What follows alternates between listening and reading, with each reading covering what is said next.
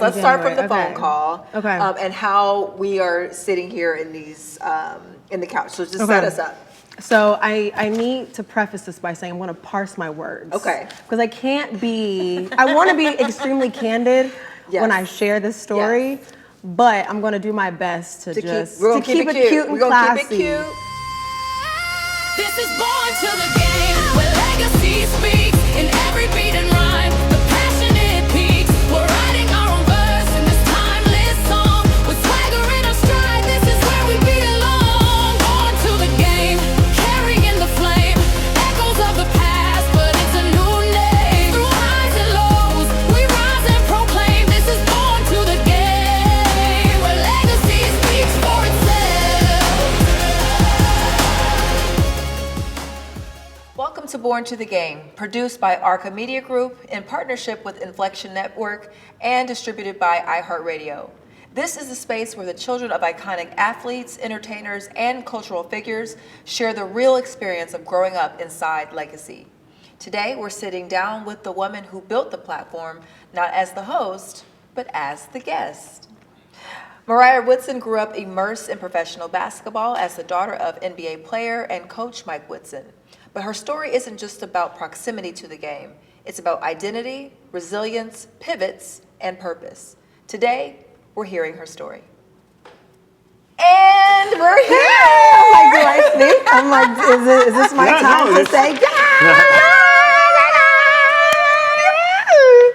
Evan's, at the end of this, you're going to be like, why did I decide? Evan's going to be very upset that he decided to be up here with us. We bullied you into hosting with us. This is so fun. It's a great day. So it's a great day. I love this. I love that it's time to flip you to the other side of the couch because this is your baby. This is your vision. And can we just start there? Can we start from the phone call? What was it, in January? When I called you. Yes, let's start from the phone call. Okay. And how we are sitting here in these in the couch. So just set us up. So I need to preface this by saying I'm going to parse my words. Okay. Because I want to be extremely candid when I share this story, but I'm going to do my best to keep it cute and classy. But there were a lot of things that led up to that moment before I called you. Dad was coaching at Indiana University. Things were getting hot and heavy in the streets. And I was seeing things online that were painful. Tweets, hateful tweets, death threats, we're losing, he's getting booed. You know, this is the place where he called home. Assembly Hall is a place where he helped to hang banners. He's a Hall of Fame. Hall of Famer, yeah. You know, this was his dream job, essentially. He was in the league for, 100 years. And then he goes back to his alma mater and he gets booed. He's getting threatened over games. And the craziest part about, before I called you, when he got booed at home, they still had a winning record. They weren't even losing. And so I was seeing just a lot of just social media talk and alumni on social media talking shit about him, podcasters getting on a podcast, just spreading so many false narratives about him, his team, what was going on behind closed doors. So I had enough. And you know me, Tamara, I'm quick to take out my Twitter fingers and get it popping. Like I got in trouble for it multiple times within that year because I would tweet something back and I'll sit and I'll look at my phone and 30 minutes later my dad's calling me, ripping me to shreds. Don't respond to anything. And so I had enough. And so I called you and I was yapping. I'm like, I'm over this. I want to create a platform where I have my own safe space to really talk about what's going on at Indiana University. Because everything that I'm seeing and these podcasters and other media outlets that's having an opinion and sharing their truth, they know absolutely nothing. I can get up here and set the record straight on so many things.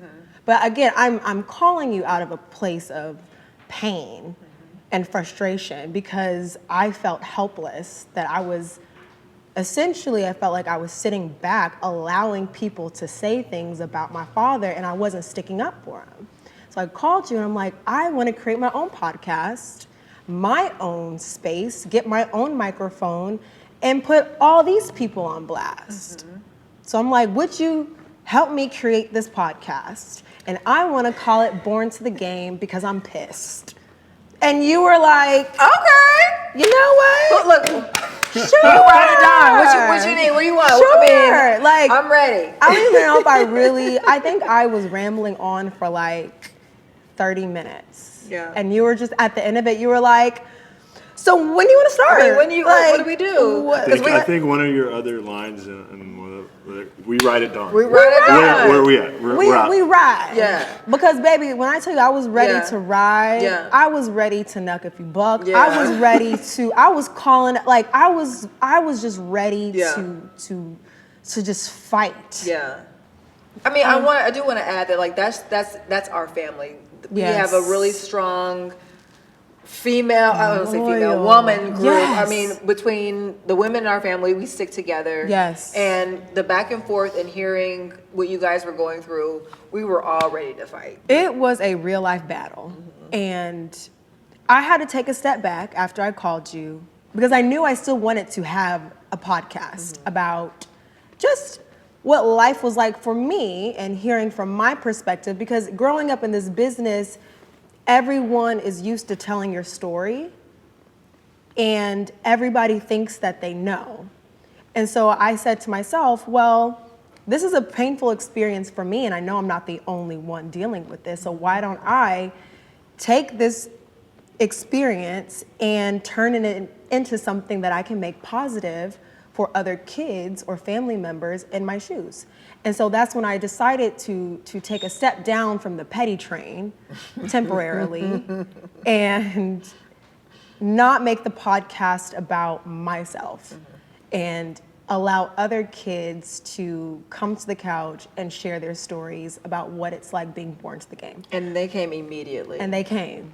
And Immediately. they shared some incredible stories so far. So that's how we got to this point today, and that is the purpose and how we got from just, again, feeling like we were at the bottom of the ocean, sinking by ourselves, to now feeling like, oh, we're out of it, we're out of the storm, and now let me just use that moment for something good. It's an interesting thought to like take pain Yeah. and turn it into both purpose and passion. Exactly. Because like you turned it into a purpose in creating this platform for others, and then For this community. It's like, and then like you can hear in your voice the passion that you believe in it. Yes. That you believe in Yes. the storytelling, and that you believe in everyone being able to speak for themselves and control the narrative.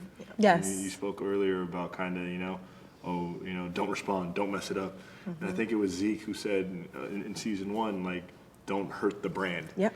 And so it's interesting to have, this idea that you are an individual. You're an individual with desires and likes and, Yes. and things that are important to you, but you are a part of something bigger too. And so I really am excited to dive in this conversation and understand from your perspective what it's like balancing those two things. Yeah. Balancing that individual side, that fiery side that, you want to, jump out and say, F you, do like whatever. Because we used to call her the Beast back in the when she was little. We called her the Beast because she's so okay. Our grandmother Doris. Bless her heart. So if we ever say Doris is coming out, That's- it means that you're about to get your ass handed to you. Yeah. Basically, because our grandmother is that kind of person. So back when Mariah was small, we used to call her the Beast because she would lay in kindergarten, I think Uncle Will was scared of her. Like, I really do. now. Because she was so, Yeah. she did not hold her tongue at all. Yeah. So the restraint that she has taken, because when she wanted to go on there and do this, it took restraint. I know it did, because she doesn't miss her words. Yeah. But again, they, as a family, there is an image that they have to keep up. So that's what I'm most proud of, is that you at least carved a way for yourself and others to speak. And we had other guests that just said it too, that I want to talk too. You have all this stuff to say. Yes. I want to talk too. So I'm most excited about that as well, Evan, that we have this path that we can go on, and we can hear all these stories and all these different families and how they came to be. Yeah. So, Like for you, Mariah, like when was the first time you recognized that I'm part of something bigger? So a lot of people don't know, but I didn't necessarily grow up in the game. I was born to it. I didn't really, my life didn't become like, I guess, immersed in it until I got to high school. So I grew up in Katy, Texas. My dad was coaching in Detroit, Cleveland, where was he? Milwaukee as an assistant. My mom kept us home in Katy. So they decided to do it. I don't know if some families decide to travel with the dads. My mom and dad decided it was best to keep us separate. So I didn't really know much about what my dad did for a living until he got his very first, well, no, that's a lie. I was going to say until he got his first head coaching job with the Hawks, but when he won the championship with Detroit. Again, I mentioned before when we were talking with Zeke that the first time I realized that he wasn't a referee was when he was, I believe, coaching in either Milwaukee or Cleveland. So that just tells you then and there, I had no idea really what the man did. I just knew he wasn't really home. Like I would see him every now and then. He would miss birthdays, holidays. I'm sure my mom explained to me what his job was, but it didn't really click. It didn't register. But I do remember going to Detroit. I do remember us playing the Lakers. I remember us winning the championship. I remember us doing the parade and the celebration. I remembered that, but it still wasn't part of my everyday lifestyle. It didn't really affect me yet because we were still in Katy. And I had my own friends. There was no social media. I didn't have to deal with the bullying. I didn't really have to deal with the negative consequences of being born into the lifestyle, right? So it really hit me when he got that head coaching job in Atlanta and we moved with him. So now I'm with him all the time. I'm going to games every other day. And so now I'm really experiencing what this NBA lifestyle is. And I'm realizing that this shit ain't cut out to what people think it is. It really isn't hype. It's not hyped up to what a lot of people think it is because for us, Dad won 12 games that year. Imagine what I had to go through. Yeah. When I'm in high school, I'm ninth grade. That was a young team, though. That team was so young. The oldest player was probably Joe Johnson. He was what, 22? He was what, 22, Yeah, it was a young team. I'm going to send you this clip. He's probably 22. Yeah. But I went from being sheltered in my little home in Katy, Texas, not even seeing a basketball. We probably watch games every now and then, but just it wasn't part of my lifestyle. Yeah. So now I'm moving from my childhood home, Katy, Texas, to Atlanta. Let's not even talk about the cultural difference. The culture shock. And my dad is the face of the team. Their professional basketball team, and they aren't doing well. They only won 12 games. There's 82 games in a season. So that was a huge adjustment for me because I had to deal with bullying for the first time ever in my life. And then I had to just deal with, again, just other things that come with your dad being the face of an entire organization. So, I would say that was the first time I realized, this ain't all that fun. Yeah. Take me back to Katy. I liked my simple life. I liked my, so we didn't have a mall. You kind of touched on, some families where, the family travels with the parent. Yeah. And they're always on the go. You're, when you're here, another year there. And that wasn't the route you took. How was that? Not having your dad around, missing birthdays, missing important things in your life. Talk to us about that a little bit. I believed it was normal growing up. So I didn't know what I was missing until I was older, and then I looked back and I realized, oh, shoot, Dad really wasn't there for a lot of things, and Mom had to step in and really hold it down for the crew.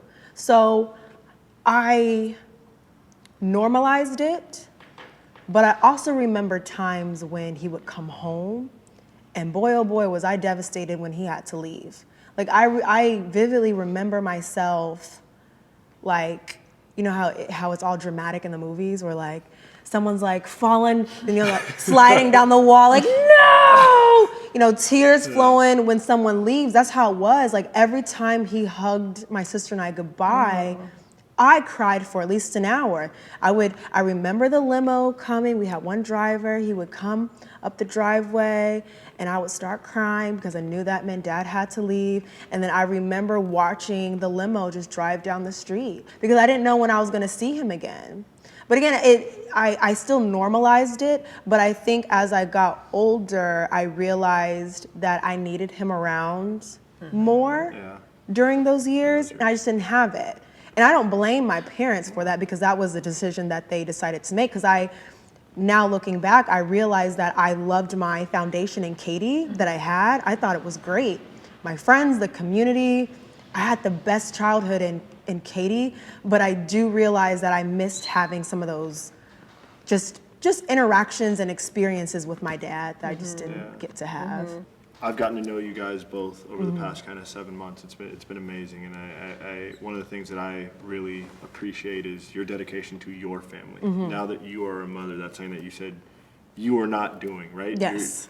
Your husband goes to Sacramento, you're going to Sacramento. You are doing it the other way. Yes. It's interesting that you are taking what you lived Yes. and deciding this is good for me, this is not good for me, Yes. this is good for my family, this is not. Yes. You know, you have a son now, and it's really cool to see kind of you make that adjustment in real time. And now, you know, me hearing this story for the first time from you, seeing, okay, like you're putting it into action. Yes. And I think that that's, as we look back at all the stories that, you know, people have shared so far on this podcast, is like everything that you guys go through as children, you were absorbing, and Yeah. you were making conscious decisions about as adults. Yes. So it's really awesome to kind of see that kind of change over time. Yes. So when you were 12, while we were talking about, you know, Uncle Wood being away and Aunt Terry having to hold it down, you had a major surgery when you were younger. Yes. So can you talk about that and how what that was like, and how things had to continue? He was on the road and had to continue while you had this life-changing surgery. So when I was 13, I was 13. playing volleyball. And before I got into volleyball, I was a competitive cheerleader. So imagine Bring It On, the movie. That's what I did. Cheerleading was huge in Texas, Yeah. especially in Katy. Yeah. Super competitive. So I was a competitive cheerleader for years, and then I grew. And it don't look right when you're 6 foot and your other, you know, cheerleaders are like 5 feet. So using my height for volleyball, and I would say maybe the first few months I started playing, my stomach out of nowhere shoots out. So the reason why I bring up cheerleading is because we wore two pieces. We wore crop tops and little tight skirts, and I was fit, like I was tiny. And so when I transitioned into playing volleyball, and within a matter of months, like my stomach was so wide, y'all, when I looked down, I couldn't see my feet. I'm assuming that I'm gaining weight because I quit cheerleading. And competitive cheerleading and volleyball, the workouts that are required on opposite ends of the spectrum. I was at the gym every single day when I was cheerleading. And so I'm thinking I'm gaining weight.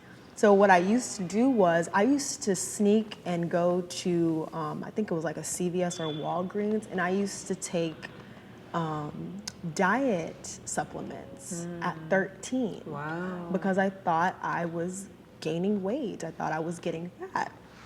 And so I realized though that when I tried to lay on my stomach, it was uncomfortable. I didn't say anything to my parents though. My dad did mention that he noticed that there was one time he came home and he tried to take my sister around the track for a workout, and I couldn't make it around the track once. And I was a pretty athletic, I mean, you know, Tamara, I was very athletic.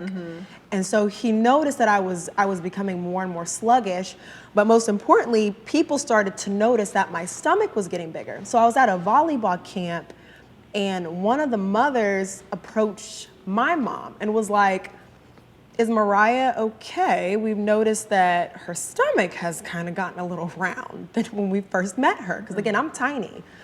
And my mom was like, honestly, I've noticed, but I didn't really know what to say to her because I'm 13 and, you know, God forbid you tell a 13-year-old. You're looking round. You're looking a little round. It could have gone either way. Yeah. And it was already going one way, just, you know, Yeah. internally I was already I was sensing something was wrong. I just didn't know what it was. But then my coach came up to my mother, apparently. And so that day she decided to take me to see my pediatrician the very next morning. So get to the pediatrician's office and y'all, I'm in like crop top, short shorts. Like I look back and I'm like, wow, he probably really thought I was out here, you know. Pregnant.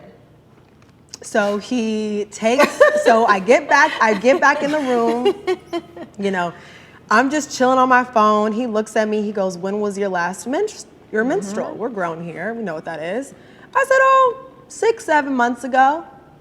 He looked at my mother and he goes, Miss Woodson, can I speak to you in the hallway?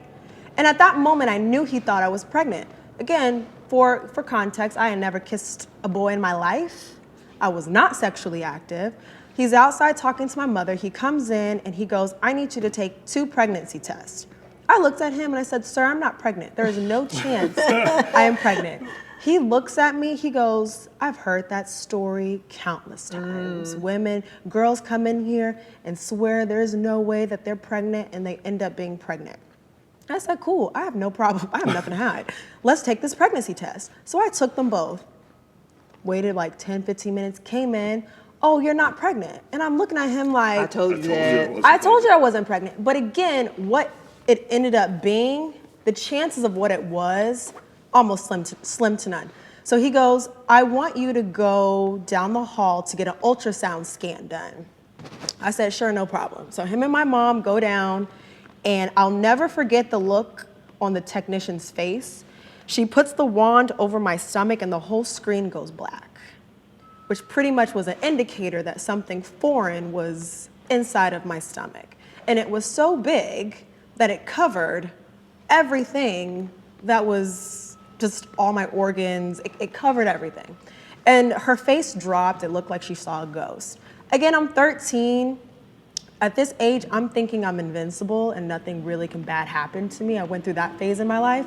Didn't think it was anything serious. Come back, wait for the doctor to read us the results. He only calls my mother in. I'm waiting in the lobby by myself for like 30 minutes. She comes out. I could tell she had been crying. I said, what happened? What did he say? She goes, oh, he told me you have a tiny little cyst. I need to take you to Memorial Hospital tomorrow to do some more tests. I said, okay, cool. I mean, not a big deal. What are you, crying for? Kind of like, let it go. I get home, I'm making me a turkey sandwich. My dad's out of town for a coaches retreat, like an annual NBA coaches retreat. And I can hear her whispering outside on our back patio. And so I'm making a sandwich and I can hear her whispering. And so I kind of inch closer to the window, and she's whispering on the phone, and I could tell she was talking to my dad, and she goes, Woody, I need you to get home now, this is serious.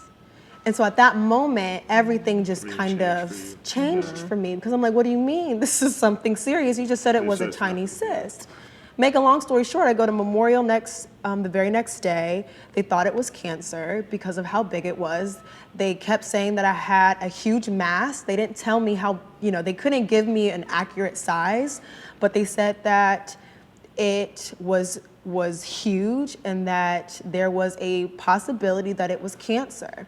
And I remember hearing that, and everything changed for me. Because again, I'm thinking I'm this invincible 13-year-old living in my sheltered, community in Katy, Texas, where nothing bad ever happened to me. And now you're telling me that I might have cancer. My mother literally fell on the floor.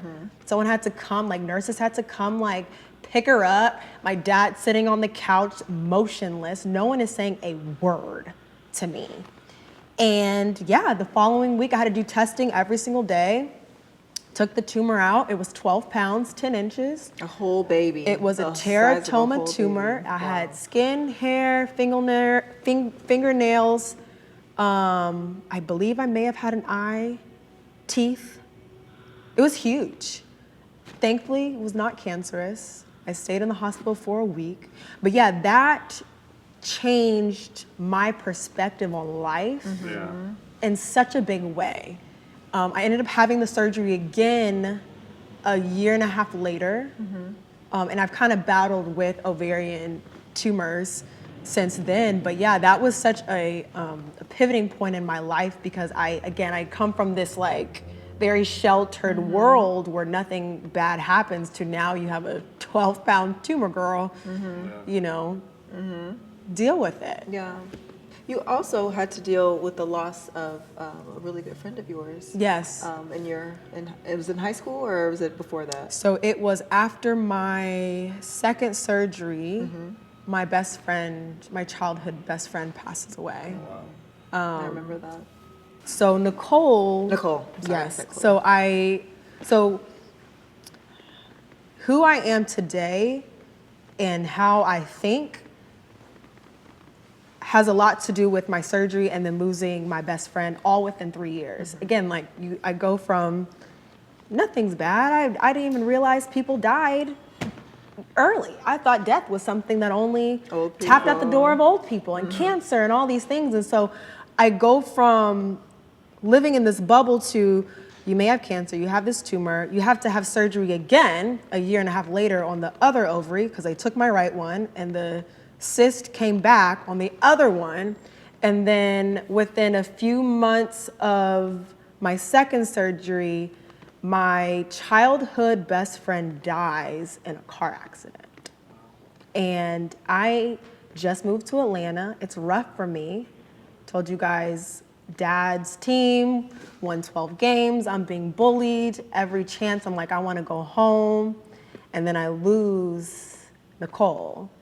And I will never forget, I got the phone call on my way to a volleyball practice. Jessica called me and she was hysterical. Couldn't understand a word she was saying. She said, Nicole got into a car accident. Nicole got into a car accident. They had to life flight her to the hospital. So I immediately called her as if she was gonna answer. She didn't answer. I had a final exam. This happened on like a Friday or a Saturday. And I had a final exam on Monday. And so I was planning on going back to Katy Monday night. And so I'm in class. First, I just got to class, first period or so. Nurse comes knocking at the door and she says, hey, Mariah, can you come with me to the nurse's office? And I'm like, all right. And I see my mother and my pastor standing in the nurse's office. And my mom looks like she's obviously, you know, she had been crying. And so she just shook her head. And I'm looking at her like, what are you shaking your head for? She goes, she didn't make it. And so and that was November 27th, 2007. And to this day, I still struggle with people calling me. It's like I can't get that phone call and the shouting out of my brain. And so when people call me, it's like my heart palpitates because I'm like, Why are you calling me? why are you calling me? And if I answer, what's gonna be on the receiving end of this? And so to this day, I still struggle with that. But her passing away, I was in this weird phase of my life where I'm seeing life for what it is, and I realize how valuable it is. I realize that one day things can look completely different, right? Like my whole world changed. I thought my world changed after I had my surgery. Like I have a picture on my Instagram after I had my first surgery where Nicole was in bed with me. You know, I have staples from here all the way down. Nicole was this itty bitty white girl, blonde hair, you know, just as cute as can be. She comes to see me at the hospital and the doctor's like, ma'am, you can't touch her. You can't touch her because she's stapled up. She looks at the doctor and she's like, I'm getting in bed with my best friend. So I have a picture, just me and her laid up in bed, fresh out of a 4-hour, 5-hour surgery, staples, and I lost her a couple years after that. And so I think that from those experiences, I've gained a lot of just empathy and understanding just about how life works. And so I try not to sweat the small things. I did go through an extensive period of depression and anxiety I didn't realize was depression and anxiety, and it actually carried over into my volleyball career, and it, in a sense, affected my volleyball career because I wasn't very pleasant. I didn't understand why I was so angry. I walked around angry for almost a decade. Like, I remember periods of my life where I didn't laugh, I didn't smile. My mom would try to like take me shopping and I would go sit at the front. Like, I had no desire to really do anything fun, and it could have been because I felt like at any given moment it could be taken away, so why even go through the motions? Why even go through the motions of this?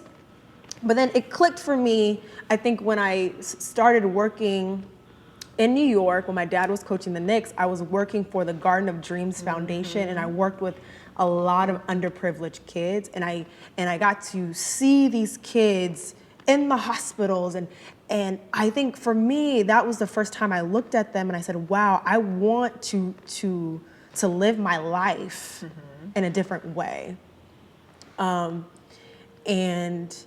yeah, I just think ever since then I've gained just, again, appreciation for people and connections and understanding and empathy and human decency, all of the things, because at such a young age, I felt like I just the veil was lifted. I had this veil, and you know, it changed for me. But that's like a perspective and a story and a part of you that anyone reading a newspaper or anyone who sees Mike Woodson and sees your last name would just assume that everything's great. All the time, exactly. Assume that, you know, life is great. Yeah. Not knowing the inner strength that you've had to show to get through these things and to become the person you are today. Yes. And I think that's something that's super important. At an early age, too. Exactly. I mean, it started very, very early. Yeah. So I played volleyball. So I followed my father's footsteps in the athletic world. I didn't have much of a career, and I would say some of that was due to injury and some of that was due to my attitude. I always worked hard at my craft, but there was an extensive period of time where I just was depressed. I didn't know it because it wasn't something that we really talked about, and I didn't really care anymore. And that reflected. Once I was able to get the help that I needed and to snap out of it, I really found a way to at least try to tap into what my purpose is. And I love connecting with people. I love just working hard and grinding. And I as I got older, I really appreciated the connections my father made for me. And I had shared this with you guys before. My dad has helped me get into a lot of doors. And I realized it was up to me to maintain those relationships and to keep myself in those rooms because I already knew what came with this and the expectations people had. And I've also been stereotyped. A lot of people felt like I was, before they got to know me, of course, people would assume that I'm lazy or I just expect things to be handed to me. But I really do, I've always been someone who worked at their craft. And so, you know, now that I'm in this position where I'm working on multiple projects, that has never changed. Again, like there was a time where I didn't give a shit about anything or anybody.